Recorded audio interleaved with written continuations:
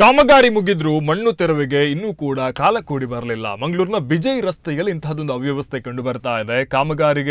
ಕಾಮಗಾರಿಗಾಗಿ ರಸ್ತೆಯನ್ನು ಅಗ್ದ ಹಾಕಿದ್ದಾರೆ, ಅಲ್ಲಿ ಮಣ್ಣು ಹಾಕಿ ಹೋಗಿದ್ದಾರೆ. ಇದು ಮಂಗಳೂರಿನ ಬಿಜೈ ರಸ್ತೆಯಲ್ಲಿ ಕಂಡು ಬರ್ತಾ ಇರುವಂತಹ ದೃಶ್ಯ.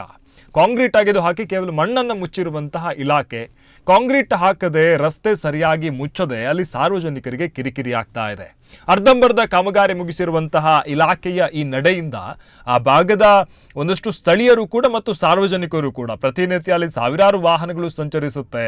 ಆ ಸಂದರ್ಭದಲ್ಲಿ ಧೂಳು ಮಣ್ಣಿನಲ್ಲೇ ಸಂಚಾರ ಮಾಡಬೇಕಾದ ಪರಿಸ್ಥಿತಿ. ಇನ್ನು ಅಲ್ಲೇ ಪಕ್ಕದಲ್ಲಿ ಹಲವು ಅಂಗಡಿಗಳಿದೆ, ಮನೆಗಳಿದೆ, ಅಪಾರ್ಟ್ಮೆಂಟ್ಗಳಿವೆ. ಅವೆಲ್ಲರಿಗೂ ಕೂಡ ಈ ಧೂಳಿನ ಸಿಂಚನ ಆಗ್ತಾ ಇದೆ. ಈ ಧೂಳಿನಿಂದಾಗಿ ಅವರಿಗೆ ಕಿರಿಕಿರಿ ಆಗ್ತಾ ಇದೆ.